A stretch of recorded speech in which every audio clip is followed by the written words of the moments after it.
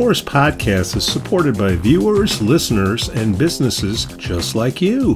Michelle Parno has lived and worked in Lake Forest for over 2 decades. Michelle's lending experience, when combined with her real estate expertise, makes her an invaluable asset to her clients as they navigate their home buying or selling process. Call Michelle now at 847-528-8721, 847-528-8721. For the best cannabis in the world, look no further than Iliad Epic Grow. Owned by Lake Bluff's own Rich Ruzich, they are a cannabis cultivation center focusing on hard-to-find small batch products that will delight both the occasional user and ganjier. When visiting Michigan, ask for it by name. Epic Products, exceptional process. For more information, email info@iliadgrow.com. Laracy & Company CPAs, founded in 2010 by Lake Forest's own Brian Laracy, specializes in tax preparation and bookkeeping services. Earning the People Love Us on Yelp award, their process is straightforward. Just upload, review, and file. For a free quote, visit LaracyCPA.com now. That's LARISEYCPA.com.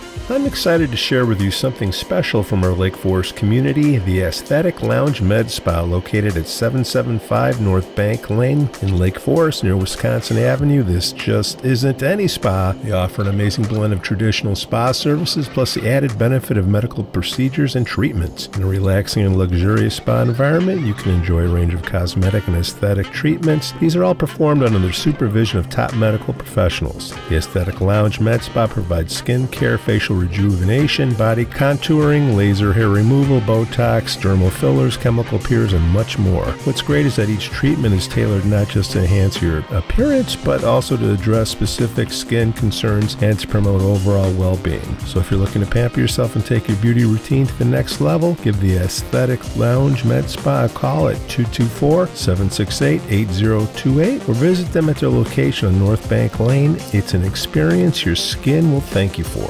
We'd also like to say we're thankful for our Patreon supporters, Otto, John C., Helen, Herrick, JM, and Paul G. Okay. So, make a long story short, I decided that I was never into politics, but once I realized how detrimental the Democratic Party was for the community, and just alone as far as the reason why we don't have generational wealth is because they have learned how to run an illegal eminent domain scheme in the name of building violations, or they'll take it by taxes from the buildings department. And my mother kept all of the evidence. We had a federal court case, and they kept paying these federal judges to either dismiss it without prejudice, appeal it, and then appeal it with prejudice, with all of this fraud. So I decided to get involved, and I contacted everybody from the federal level to the state level to the local level. And I finally protested outside for 17 weeks, City Hall, decided to go inside, start getting on the mic. And I told Brandon Johnson after like 3 city council meetings, like, hey man, I was in Georgia when they flipped Georgia blue for the first time. I will flip the city red because this is the worst customer service I've ever had in my life. And I pay taxes. My mother pays taxes. My mother's been voting blue since she was 18. She's 76. This is her hometown. What do you mean you can't help me? What do you mean y'all are public servants? What are you talking about? Like, yeah. And my gripe went with another person's gripe, and then we all came together, and on October 9th, 2024, Chicago Flip Red formed. And then how do you know Lanetta? I know Lanetta because Lanetta reached out to us, well, to me, a couple of days after we went viral on, I think it was TikTok or something like that, with our shirts. And I don't care about the U.S. Constitution at all. I don't care about it at all. The city of Chicago is the most corrupt city on the planet, and it's run by a Democratic machine. And you guys have been doing this for decades. You guys have been taking our generational wealth. The blacks helping as well. And it's going to stop because Trump is getting in office. And the first thing that's going to happen is the Department of Justice is going to come here. You don't know how to govern. You don't. So I want every gang member, no matter what you want, to vote, fight for, whatever, etc. I want y'all to line them poles up. We flipping red. I'm telling you, Brandon Johnson, from my heart to yours, Trump 2024. No more blue, no matter who. Donald J. Trump. Trump 2024. He gonna stop the bleeding. He gonna deal with this sanctuary city, and he gonna help us get you out, and he gonna get you anybody out who roll with you, who think they gonna tear up Chicago. Y'all getting out too. Self-preservation is the first law of nature. You focus on you, but I'm going red on my way to Freedom Land. God has given every black person everything you need. All you have to do is use what God has given you. If you don't use what you got to get what you want, you don't need what you got. Right now, what I have is my vote to go red! To go red! Thank you very much for your comments. And she was running for school board, and we talked, and she was explaining, from her side, and basically she's a mother. She understood the CTU machine and how messed up it was. She understood how weird it was getting with what they were teaching these kids in school, and she wanted to do something about it. So real people linked up. Lanetta, are you a real person? Yes, I'm a real person, Pete. Well, Lanetta and Zoe, thank you.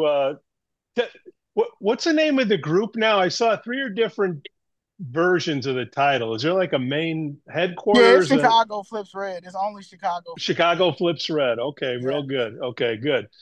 Because what do a couple white rich guys on the North Shore care about your group? Well, here, let me tell you, they keep redistricting things up here, and it's Lake Forest now. They're trying to turn it into Highland Park, Zoe and Lanetta, and we need. Y'all taxes are gonna go up if it turns to Highland Park. I was stationed up there, and that's a high tax district. I refer to it as the People's Republic of Highland Park.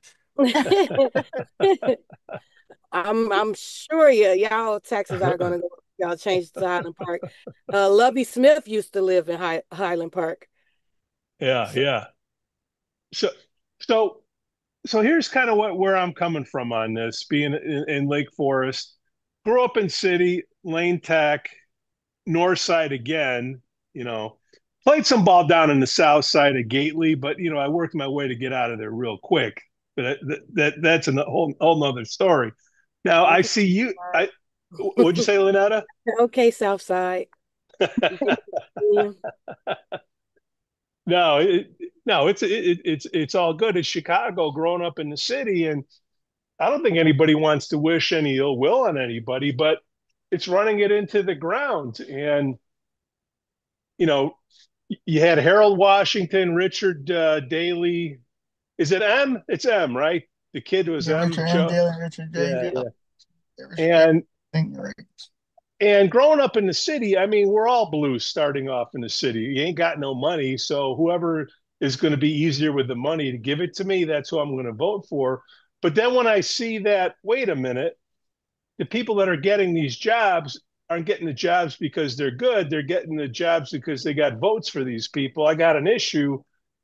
And then I see you ladies popping up on the TV, giving Brandon Jones and the business. I am intrigued. I want to help out more. So Lanetta, welcome for the show. Zoe, welcome to the show. Lanetta, how did the group start? How did you get involved? What can we do to help besides having you come on this podcast? Well, I believe the group started because of Zoe mother's building being illegally demolished by the city of Chicago. And she went out there asking for the Democrats in office to help her and to pay for what they did, which was illegal. And no one listened. And she said, okay, since you all aren't listening to me, and I've been a lifelong Democrat as yourself, Pete, I'm going to flip this city red because somebody will listen to me. I got involved with CFR because during my campaign for school board, I was on TikTok, and I don't like TikTok. Just Zoe happened to come up on my For You, and I messaged her. I was like, thanks for telling the truth, because I don't know what she was saying, but it was talking about how corrupt the city was going. And I witnessed firsthand during my campaign how Planned Parenthood, which was historically created to to eradicate the black people out of America. That's what it was created for. Planned Parenthood sent me an email and asked me to say that I will allow for extensive um, LGBTQIA history to be taught in CPS schools. And I said, I will not. And I put it in the group chat because CCU had a full slate of candidates that they were endorsing. And I put in the group chat, I said, I'm not agreeing to this. I said, I don't agree we should have comprehensive LGBTQI history. I said, we don't have comprehensive Irish American history. We don't have comprehensive Black American history. We don't have comprehensive Mexican American history. Just everybody's history for themselves. I said, the kids don't know who they are historically. Why are we teaching them about sex? It's not about sex. If you say LGBTQIA, that is a sexual preference. Hold on. What's CIA? I'm losing track of these acronyms now. I It don't started know. with LG. What? It's supposed to be just LGBT. It's inclusive. I think it's inclusive, and then of a-holes. That's me. a mental Queer. disorder. Okay, a mental disorder. Okay. Okay? Fair enough. And See, I just didn't agree with that being taught to our kids. Me being a parent, like when I was little, I learned about people being their sexual preferences just from outside in the world. You saw a man dressed as a woman, like that was just a normal thing in life. But they didn't come to our schools and say, "Do you want to be a boy or a girl?" Like having it in the curriculum or in the state standards that you have to support kids wanting to gender identify, saying this is a social construct. No, you were born a male or a female. That's the truth of it. When you came out of your mother, you had either one or the other. That's the truth of it. So to be in this world now where you're telling kids that they can, outside of their parents, because the school does not have to tell their parents that they want, that Lanetta wants to be Leonard now. So, and to say that we have to, as taxpayers, pay for gender identity to suppress their puberty. They're making marketing pills to suppress puberty that the school will allow them to take and to get to have their sexual reproductive organs changed. And we have to pay for it. I don't believe that taxpayers should have to pay for people to change their sex organs. That's a cosmetic surgery. Yeah. So, and now, Lanetta, hold on. I don't want to get you off your script now. You're talking on the national level and you got it down. I got people from Lake Forest like, okay, turn this on. Why do I care? What's happening locally here? Oh, this was local. This is not even national. I'm talking about. This is in they're trying to do this public schools. In public schools in Chicago. Yeah. This is a state thing. This is the state of Illinois in their standards. If you look it up, they're trying to implement this. They're trying to protect children to being able to identify themselves as whatever they want to identify themselves in the school and not tell the parents about it or introduce it to them so that they can have that. You don't see them suburban moms crashing out? Suburban moms is crashing out. Okay. Yeah. They're going into the locker rooms with their kids. I mean, you know, it's crazy out here. I mean, at this point, the Democratic Party is delusional. Okay, Yeah, they are yeah. all undiagnosed over there. It's a bunch of liberal bums. They just bumming, and they want everybody to be bums with them. Nobody's not going to deal with that. Anybody that has any type of self-respect, anybody who has common sense, anybody that understands morals, and let a kid be a kid, and let a kid understand and explore what sexual orientation they identify as when they get that time. I am a walking person who was that child. I came out at an early age. I did not know about those extra words and all that stuff. When I wanted to cut my hair at 14, my mother said, "You can do all of that when you turn 18. You can do whatever you want once you get about this house." And I am thankful for that, because that's what a parent is, a good parent, a parent that a parent that actually cares and loves you. My mother is Catholic. I'm Catholic. My mother does not necessarily agree with my sexual orientation, but I'm her child. And that is the number one thing. However, it was never taught in school. It was never pushed on me. And that is the problem now. There's no moderation in anything, even from religion to whatever CTU is, to health. I mean, come on, we got the to this medicine that's out here. I mean, I will never forget October. No, this was November 2023. This is December 2023, when I got banned from City Hall the first time. And I came back with I decided to wear a Make Chicago Great Again hat around Chicago to start trolling these people, to let them know I'm not playing. And I remember being in a elevator with this guy, and I asked the guy, I said, "Man, what do you think about this election coming up?" And this is before Kamala, this was still Biden and Trump. And he was like, "The Democrats have to win.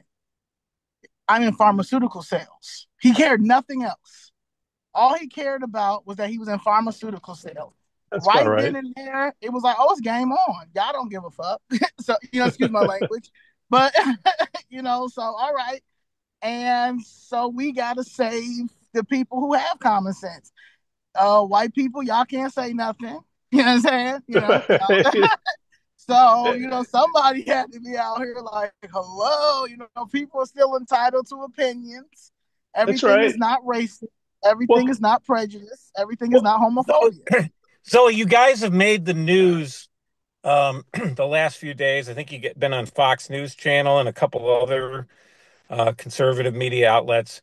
The big story this week is President Trump wants to send the National Guard to Chicago. And of course, reactively, Brandon Johnson and J.B. Pritzker want to fight that. And I think this is something that, the two issues I found resonate all over here are economics and crime. And people are very fed up with crime, both in Chicago and even here in Lake County. We're seeing some terrible crime because we have a woke prosecutor like Kim Foxx here. But what's your take?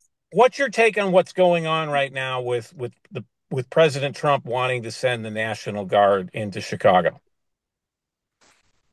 And for it. Matter of fact, I was telling Danielle yesterday, they can get my own tank. They can put my tank right next to where I stay at, and I'm fine. The National Guard needs to come. These kids don't care. It's no law and order. It's big business. Yesterday, I called them the useless five, because that's what they are. When they spoke at the press conference, one of the things that Brandon Johnson has brought up is about the gun. It's the Republicans' fault about the guns. There are plenty of these gun buyback programs that a lot of these Father Flager does one. There's another priest that does one.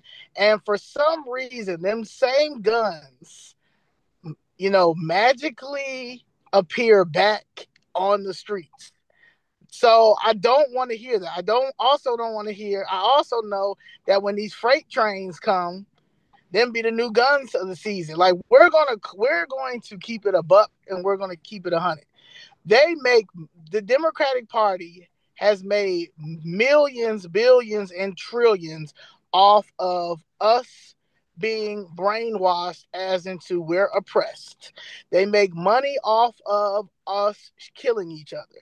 They make money off of even with the music, from the entertainment world. They have to do certain things. We just cannot live a just normal life. Like how I got into this is not because of gun violence, not because of racism. I got in this because I grew up in the suburbs. I never had to deal with any of this.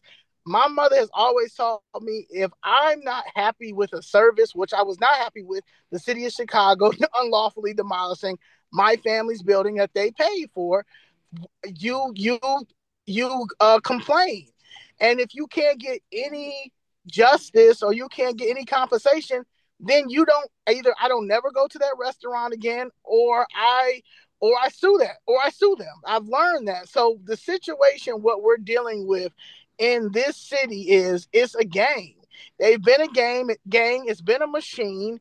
They are the dictators. They are the ones that are pushing this working class. They don't care about the affordable housing is a racket. We don't have any businesses in our community. And because we don't have any businesses in our community, the kids and adults are going to continue to create havoc. And that's just what it is. And it's been like that for so long because the Democratic Party is good at coming into our communities, handing out baskets of candy or get gift cards or gas cards and shake hands and do pictures like they are celebrities.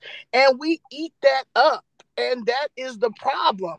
These people work for us. They wouldn't have their lifestyle if it wasn't for us. So to sit here and tell me that our commander-in-chief, which is the CEO of the United States of America, Donald J. Trump, if he feels that it's an issue, because he felt it was an issue the first term too, this is the second term. Everything that he said about the first term, from the building the wall to bringing the troops, he was right. And this time, I'm standing 10 toes down with him. If I got to help bring the whatever, the tanks, whatever they need, we need to sit down. These kids need to sit down. These parents need to pay attention to their kids. And if they're not going to pay attention to their kids, then yeah, we're going to need federal intervention. And that's just what it is. Thing to me is the Fraternal Order of Police, which is the union for all the Chicago police officers. They're saying, yes, Mr. President, please send these National Guard troops in. We need help. That's interesting to me that the rank and file is of the police chief. He's of course appointed by the mayor, so he's going to say what the mayor wants. But the rank and file of the Chicago Police Department is overwhelmingly saying, please, Mr. President, send in the National Guard. We need help. That's we're a sanctuary city. The police can't do nothing with the new criminals that we have here. Yeah, we need everything. We need everything. And and I'm tired of them saying that it's unconstitutional what Trump is doing, because it's not. They've done it twice. Eisenhower sent in the troops to the South, the National Guard to the South in the 50s.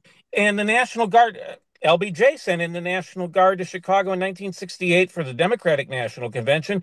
And Joe Biden sent them here in 2024 for the Democratic National Convention. So there is precedent of the Governor National Pritzker Guard sent coming them in here too during the George Floyd riots in 2020. You couldn't come downtown Chicago unless you had a ID badge that said you worked here or had proof that you were picking up somebody that worked down here. They had it blocked off and cordoned off. And the only reason why I got through, I showed my military ID to get past some guards, and they was like, "Oh, she's one of us." Like, I only got through because I was a veteran. And the police, I believe the police are for this, because if a police officer does anything, that's a lawsuit. They can't do anything in Chicago without getting a lawsuit right now, because everything will be considered civil rights violations. They have to literally put their hands up at this point. And I've heard police officers tell me, "Oh, if there's shots ringing out, we're not coming until the shooting stops, and then we'll pick them up off the ground."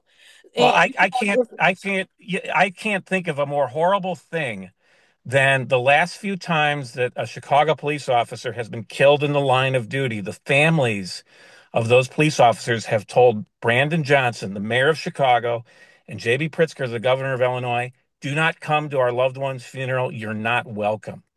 That never would have happened even like 10 or 15 years ago. I mean, look, Mayor Daley had his problems.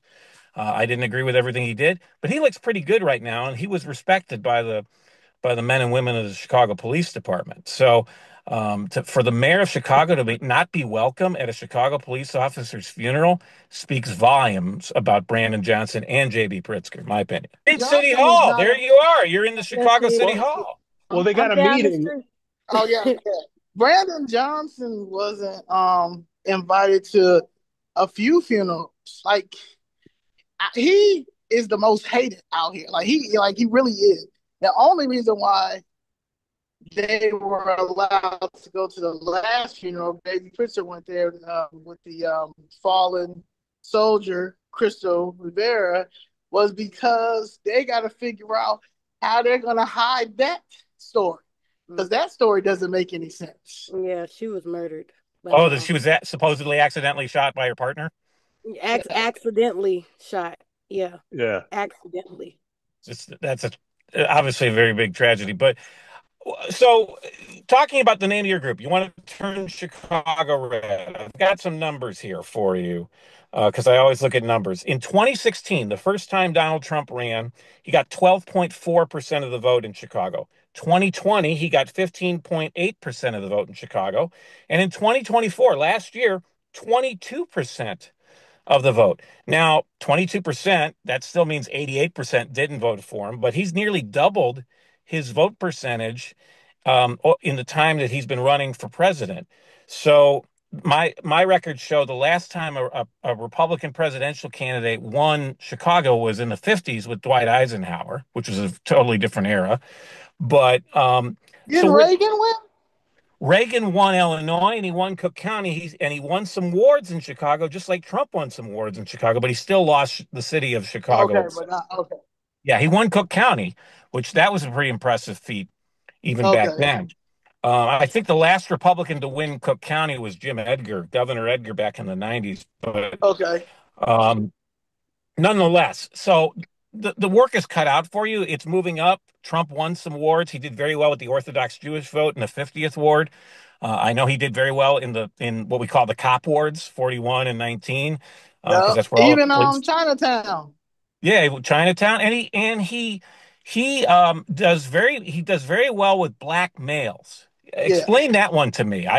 That's one. They understand that we need our own. They understand that the government is not suited for us to strongly depend on it, like they give the illusion that it is, and it's not. And nobody should be, honestly, like, that's just like going to a government-run grocery store. That's why the government-run grocery stores don't matter, and they have terrible food. We should not be relying on the government unless things like the city of Chicago unlawfully demolished my family's building.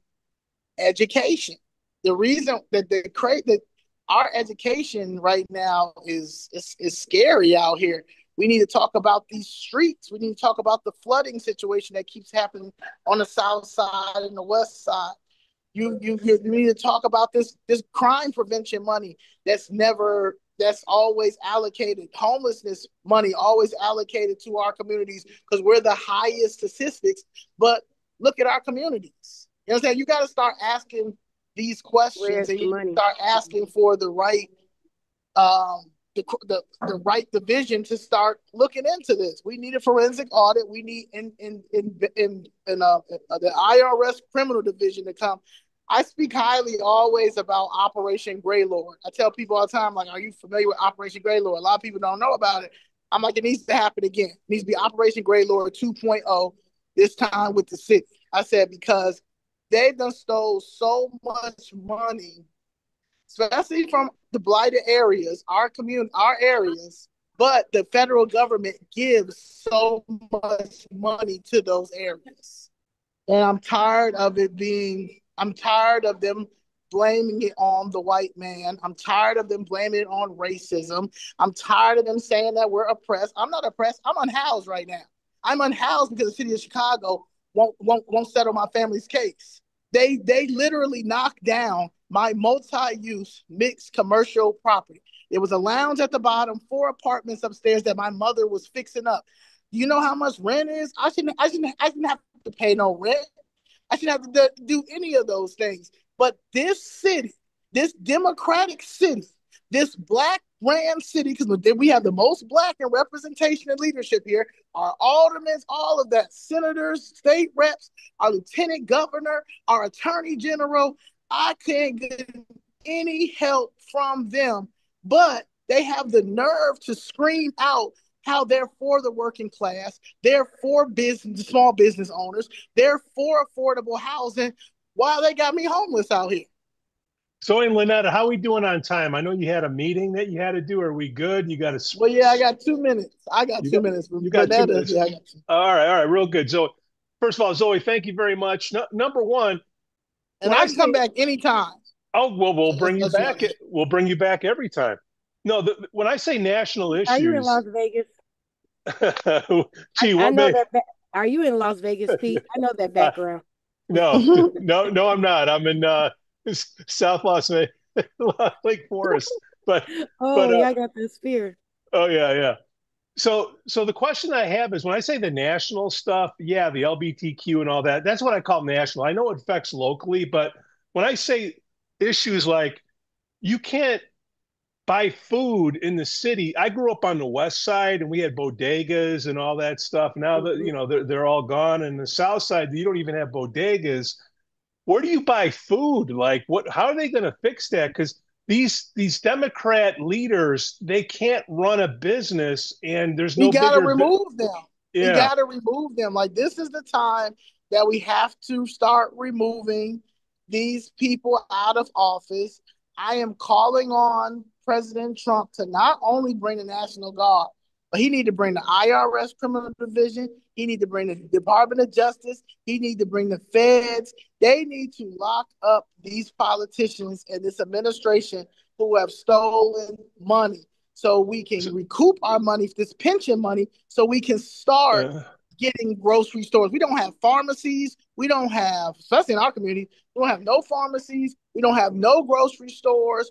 Bodegas, barely, the good bodegas. I'm from New York, so I know I understand a good bodega. We don't have any of those things. A deli everywhere. Yeah, our money, our businesses, even Ken Griffin, a lot of people hate when I bring him up, but like, he left. We lost a lot. We're losing our entrepreneurs. We're losing our corporations. Zoe, before you go, how do we get more Republicans to come out and vote? Because I think that's the number one thing that we need, especially now with Gen Z. We gotta start meeting up. They've made it so a blue stronghold here that people are scared to meet up, especially white men, especially white women. We have an event at Trump Tower tomorrow from 6 to 9. We do the first Thursday of the month. We would like people to come out. We're doing a Zoom meeting, a national Zoom, Chicago Zoom meeting Sunday on the 1st. People can contact me. I'm very easy to talk to. We are ready to have meetings. Danielle's ready to have meetings. It's time to meet up, but we need venues. That's the issue. We need votes. We need votes, but they are going to register to vote. This is about to be a red wave, baby. But also you need, it's marketing, it's branding, and it's something that's why Chicago feels red with not much that we have It's the marketing, it's the branding, everything that those Democratic people have done, but not with a purpose. Not with a purpose. We have a purpose. And a lot of people in Chicago have a purpose, and they want to save this city. It's a beautiful city, and we have to vote red. We have to go red. We cannot vote blue anymore. All right, Zoe, we'll let you split. Lanetta, are you going to split too? Are you going to hang on, or what? I can hang on. I got some stuff to say. I was letting Zoe get her. Oh yeah, Zoe, get it out. All right, we're going to Yeah. bring her back. She's the voice we've been missing on this show here up on the If north there's side. a city, I want to see her speak at the Chicago City Council meeting. That's going to be entertaining. Yeah. All right, Zoe, we'll let you go. Thank you for coming on. Thank you, Zoe. Zoe.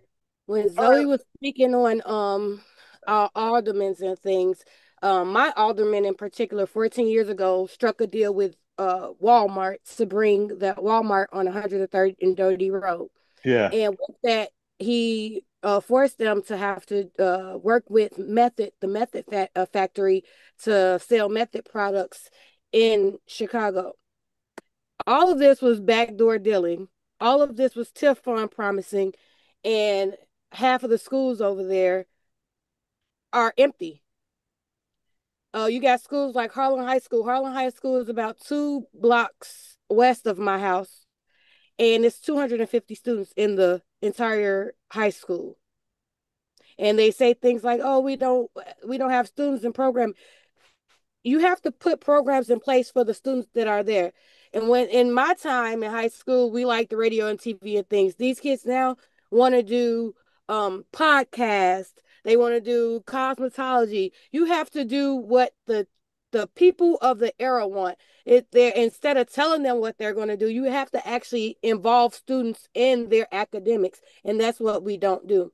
So a lot of other states have introduced school choice of some kind. I hate to use the word voucher because it has some negative connotations, but essentially it's a voucher system.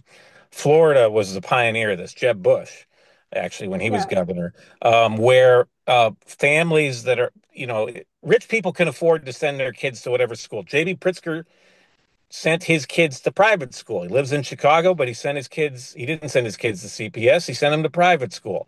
Same thing about a lot of Chicago politicians over the years, including President Obama when he lived in Chicago.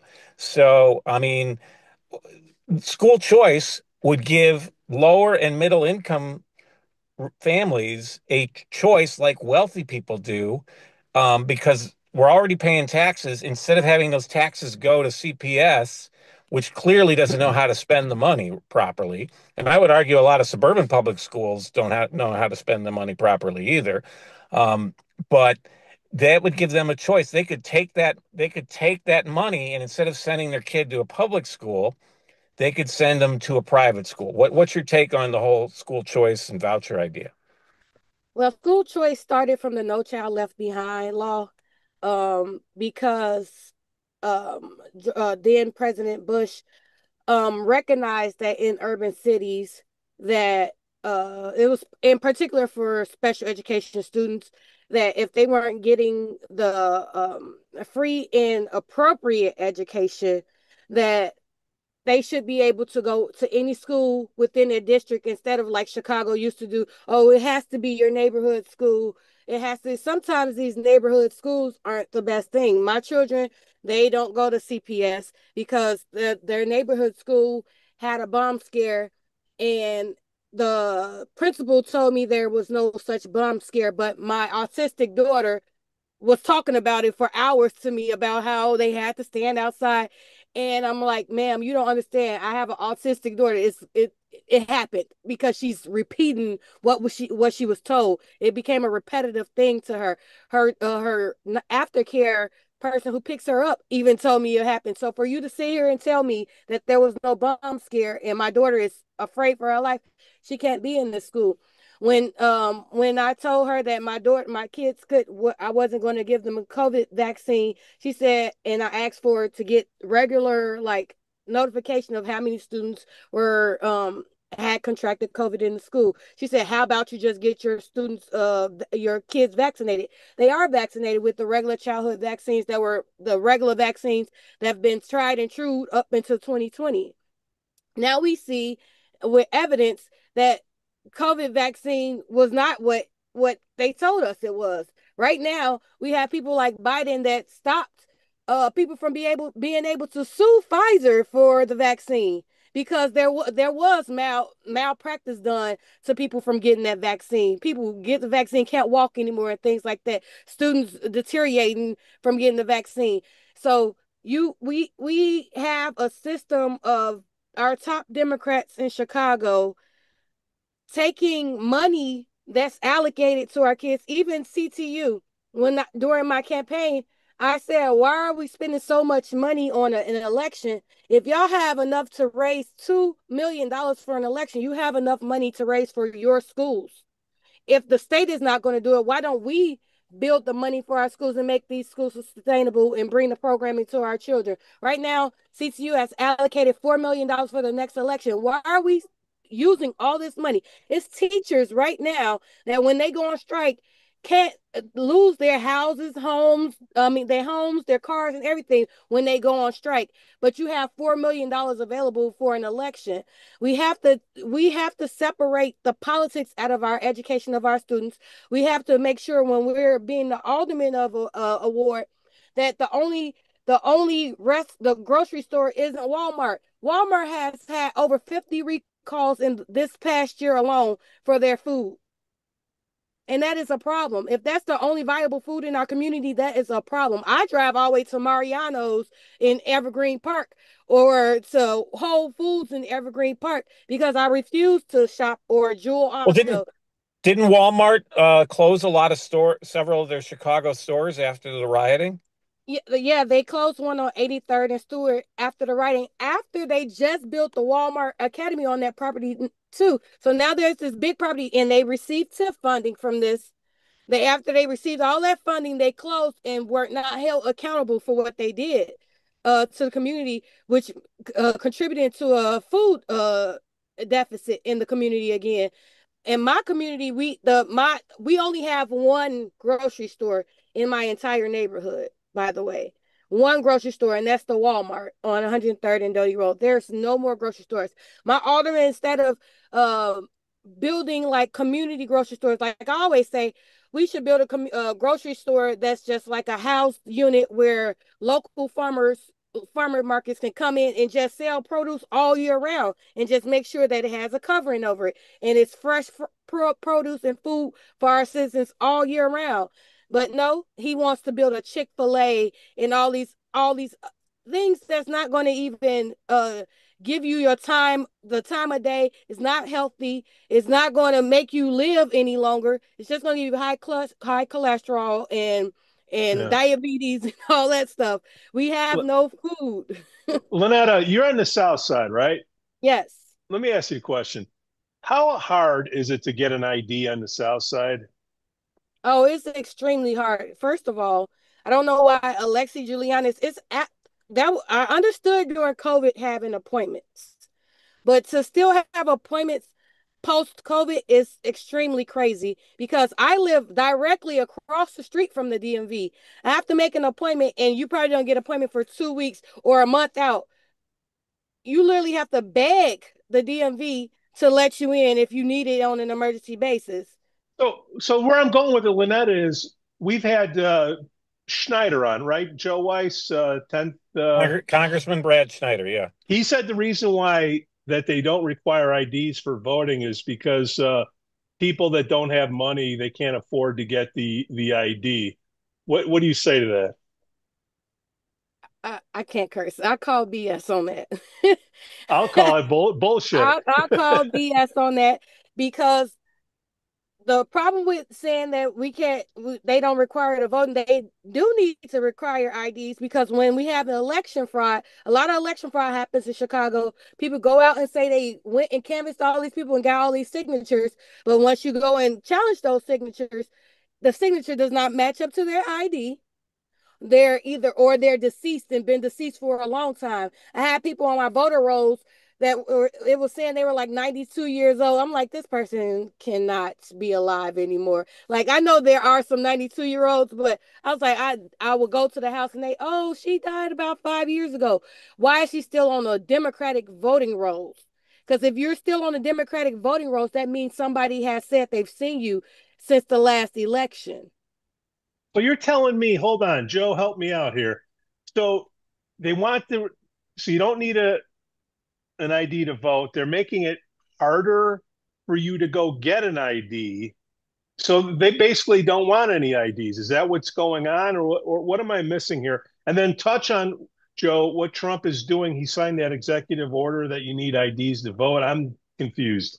The president has rightly pointed out that states with voter ID laws, for example, Georgia, have now have a more accurate count of voting.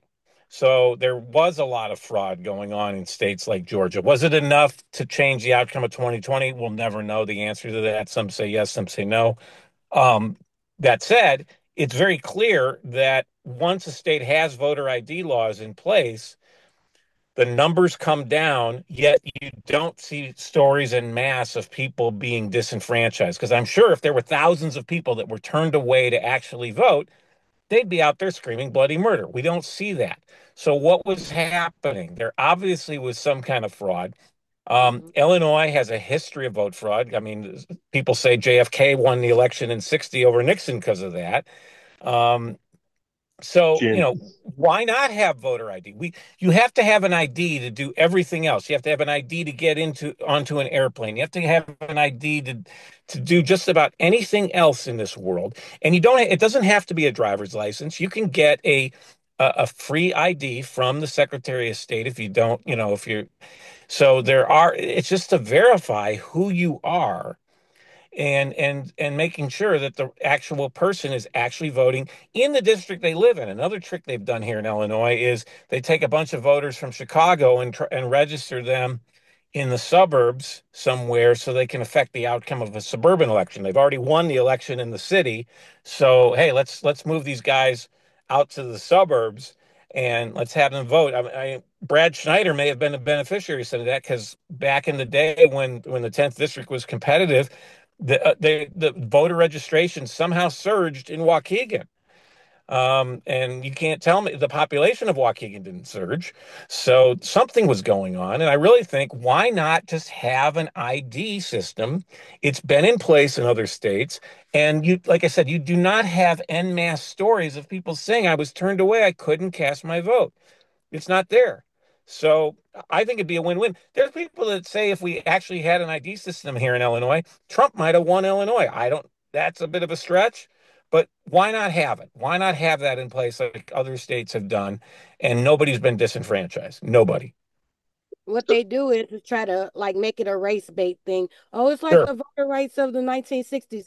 No, it's called proper identification, because when you go and do the challenge the votes, they have to have their ID so you can check the signature to make sure that it matches to their ID anyway.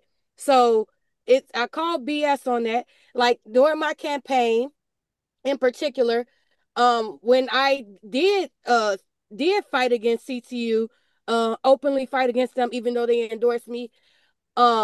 You could see the numbers. Look up Illinois policy. I'm the lowest candidate that they had on their rolls. They spent $2 million. They spent $8,000 on me because I told them no. Like I'm not gonna let BS happen to the kids. And then once you go look at the vote, even though I love my opponent Therese Boyle and I applaud her for the job she's doing up at CPS, she only won 2 wards. She only won 2 wards and won the entire election. So I'm not saying she did anything, but I know something was done, because one of the polling locations was my campaign office. They didn't pick up our voting box until November 17th, but the vote was called. So I know my votes weren't counted. So we've always elected school boards in the suburbs and the rest of the state. Electing the school board in Chicago is a new thing. That this was the first election of that. How did that work out? I mean, is it a good idea to go to an elected school board, or should they have kept it where the mayor just appointed the board like before? I think it was a good thing to go to an elected school board. As you can see, this last vote that they did not work in the mayor's favor, which was to take out a loan and put us in more debt, because you had a whole bunch of people on the board that were not in his pocket. You even had two of his people that he appointed deflect and switch their vote to go along with the people who said, no, we're going to make the city pay the money that they owe us and the state of Illinois pay the money that they owe us. J.B. Pritzker is like, we don't have the money. Where is it then? Because you owe the money. If you don't have it, someone spent it. It was spent. The money that was allocated for CPS was spent illegally, because it's in the laws that it's supposed to go to CPS. Somebody better find the money. Lanetta, you know what I found, and I have my own FOIA on this because I have somebody I grew up in the city with, and he's pretty intense with the teachers union. There was a lot of equipment missing, like 17 million, $20 million worth of stuff. Now, nobody's going to be held accountable for that, Lanetta. Like, where did that money go? Did it go to fund these political campaigns that you're talking about? Well, since COVID, Chicago Public Schools raked almost $3 billion in federal funding. 3 years ago, the teachers union refused to go back to work, even though they got $100 million to reopen the schools. And at the time, I predicted that the money would be pocketed. Watch. Not surprisingly, the numbers don't add up. There's millions of dollars missing. I honestly think they're stealing. And I don't know how many times I have to say this. I should have said it more, because you guessed it, 23 million bucks just went missing. 77,000 laptops, iPads, and printers have disappeared. They found a couple, but where'd the rest go? Well, the city spent $2.5 million on tracking software, but it can't track them down. Also, one assistant principal was arrested for stealing $250,000, and a school clerk was arrested for embezzling $150,000. The test scores went down, and the money went poof. What's the president of the Chicago's Teachers Union going to say? Well, it's been reported that Stacey Davis Gates refuses to conduct an audit, and she won't even send her kid to public school. Her son's at private. The Illinois Policy Institute's Austin Berg joins us now. I have a feeling we're going to find a lot more missing money and laptops, aren't we? Well, you wouldn't be surprised after we saw what the reaction from the Chicago School Board was today, which was a deafening silence. And your viewers might be wondering why that is. Well, who appoints the school board in Chicago? That is the mayor, Chicago Mayor Brandon Johnson. Who does Chicago Mayor Brandon Johnson report to? Well, that would be the president of the Chicago Teachers Union, who you mentioned, his former employer and indeed his largest financial backer for his campaign. And the interesting thing about the Chicago Teachers Union is that they do not really care about advancing the interests of parents, of students, of taxpayers. They care, or really even teachers, they care about advancing their own political power. So it is not surprising when those people are put in a governance position that things like this happen. So $23 million went missing, and they don't want to do any more audits. They haven't done any for 4 years. The Chicago Teachers Union, by its own bylaws, says that it must produce an audit for its members every year. And this is why I say that this union does not represent the interest of teachers, because teachers have submitted more than a dozen formal requests to see the books of the Chicago Teachers Union, and they have been failed again and again. They have not produced an audit in 4 years. The Chicago Teachers Union is an organization that takes $35 million a year from teachers. Just 17 cents of every dollar, according to Illinois Policy Institute research, actually goes to representing teachers. Oh, so the rest of it either gets embezzled or gets plowed back into the pockets of politicians. That's the game, right? Administration, leadership priorities, and yes, politics, millions and millions of dollars in politics.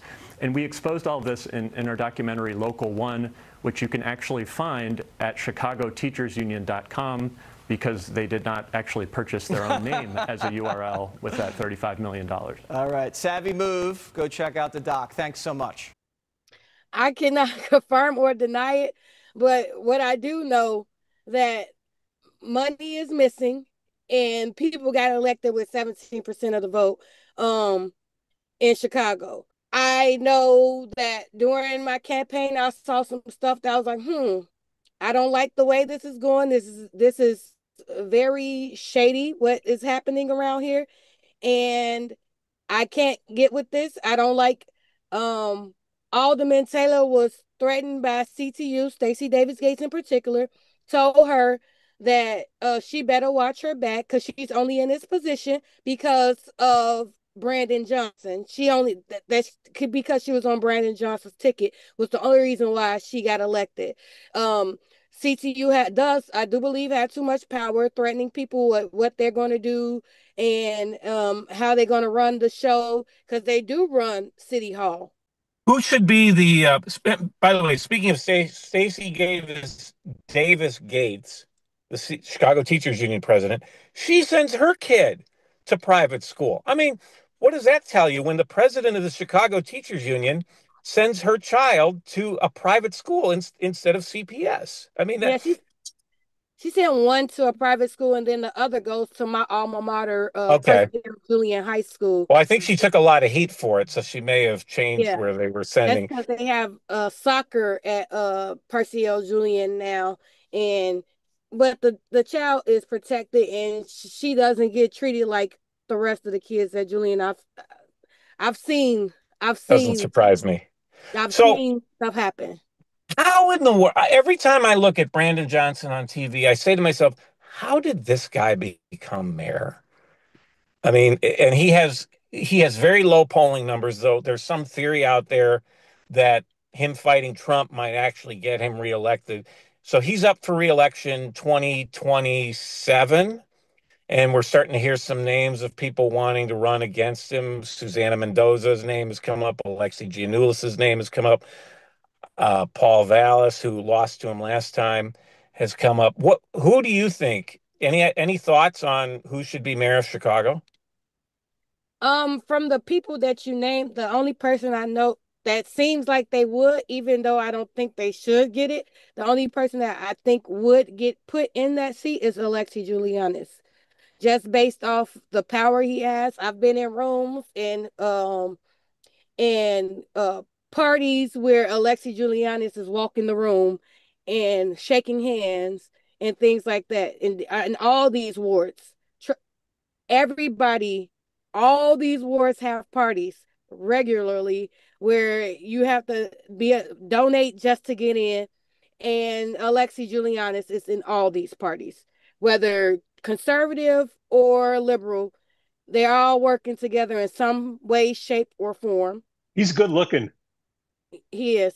He's I know somebody that beat him in an election once, Mark Kirk, 2010 for U.S. Senate. So he is beatable.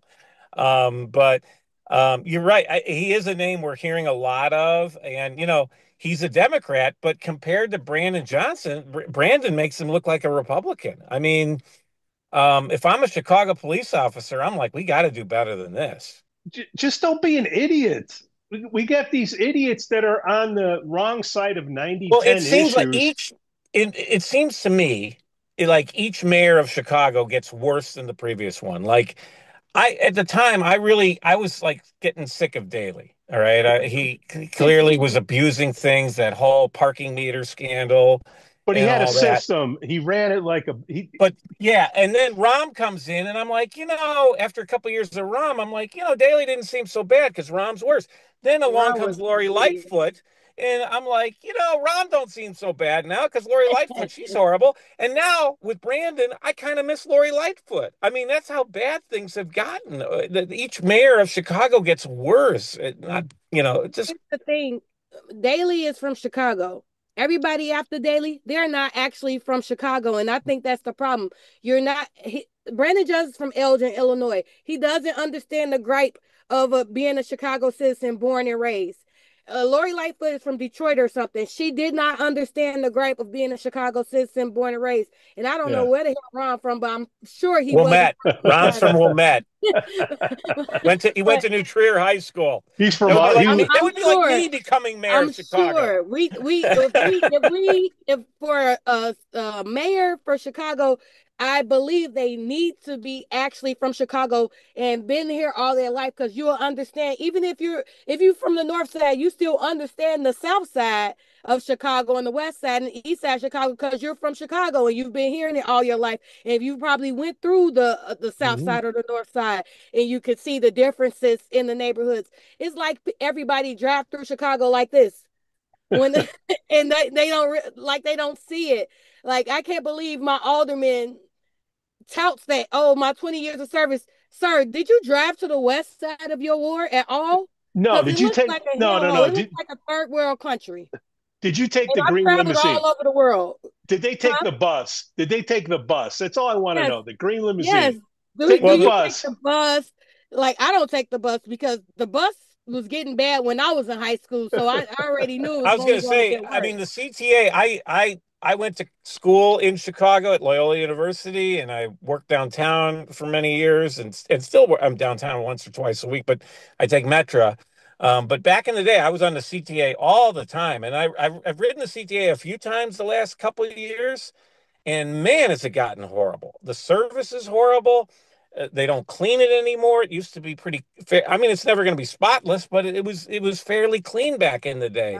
Like And the crime is just, I mean, there used to be police walking through the trains. I remember back when I was in college. None of that now. And you hear all these horrible stories about crime happening in downtown CTA stations. I mean, it's just, I mean, they have really let the city just fall apart. And I think the mayor's accountable. And I think the governor. I mean, Pritzker is so busy. It's so obvious that Pritzker is trying to run for president. And he's forgetting that he has a job here. Mm-hmm. You know, and he is up for re-election next year, though. And I'm a lifelong Republican. I just, with all due respect to all the candidates I've heard talking about it, I don't see anybody beating him. I hope I'm wrong. But it seems like Pritzker is just not even, he's like on autopilot now and not caring about Illinois. He's busy off in New Hampshire and wherever else you need to go to run for president these days. So, wait, hold on. You're telling me the choices are Gavin Newsom, Pritzker, who else? I mean, if the Democrats were smart, they would nominate the governor of Kentucky. He's a moderate Democrat in the tradition of Bill Clinton, but they're not gonna do that. They're not gonna go moderate. They're gonna go. So that's why Pritzker and Newsom, every week it's like a double. It's like they're challenging each other to see who can go more to the left. Like Pritzker's like, I'm gonna keep the Texas Democrats that are avoiding this vote. I'm going to keep them here in Illinois. So Newsom's like, well, I'm going to have a referendum to change it. I mean, they're each trying to outdo each other because they want to be the Democratic nominee so bad that they're all like going as far left as they can. When immigration was running crazy, the gang said, you know what? Not around here. Yeah.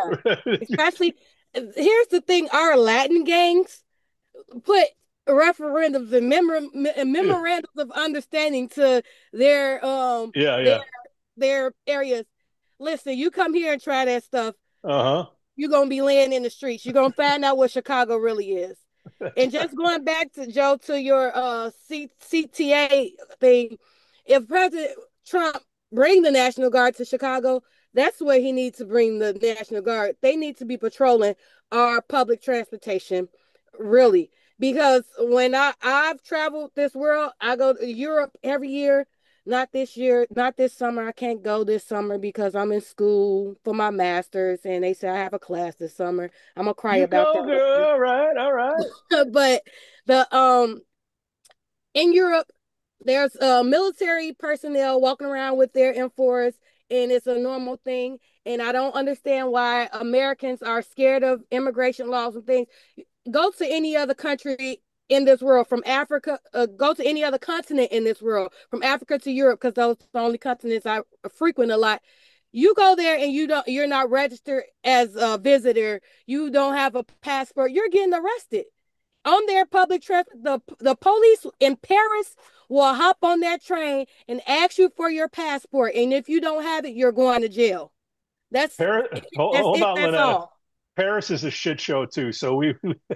Hey, leave my second city alone. Well, it's Chicago's sister city. Leave my second city It's alone. it's Muslims. It's all Muslims. I don't want to do the racial thing, but they opened up the borders and now it's overrun and they're not. You're saying they're policing it, but hopefully they get better at it. But you take a nice city like Paris, I mean, beautiful city, and they're running it into the ground. Chicago's already in the ground, and now here we are, National Guard coming in. I think what's going to happen is my 2 cents, and we'll wrap it up. Is I think people say, you know what? I had enough of this crap. I see what Trump is trying to do. All right, great. JD Vance, when he's coming in, I'm all board.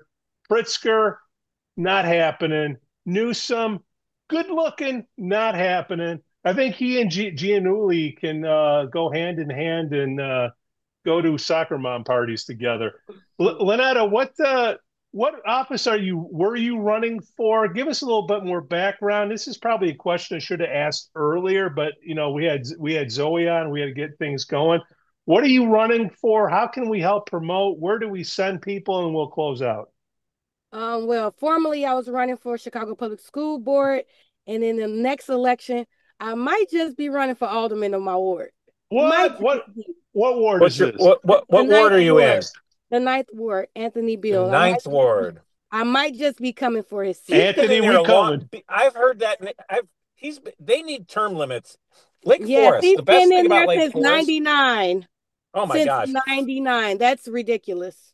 Yeah, Lake Forest, to its credit, has term limits. So you're mayor 4 years, you're done. You're on the city council 6 years, you're done. I really think that Chicago needs, and every city, Highland Park especially, needs term limits. And because it's ridiculous that these guys, I mean, look at Mike Madigan and Ed Burke. My God, they were in there 50 years and they both went to jail. Lanetta, where do we send people to, man? We got to get we got these Gen Z people. We got an opening here. They're disillusioned. They want to pitch in. Where do we send people to get more exposure to your group? Well, these Gen Zs like TikTok. So on TikTok, you got Chicago Flips Red. IG, Instagram, you have Chicago Flips Red on there. And like me, I haven't posted in a while, but I'm Friends for Lanetta is my TikTok. But follow Zoe.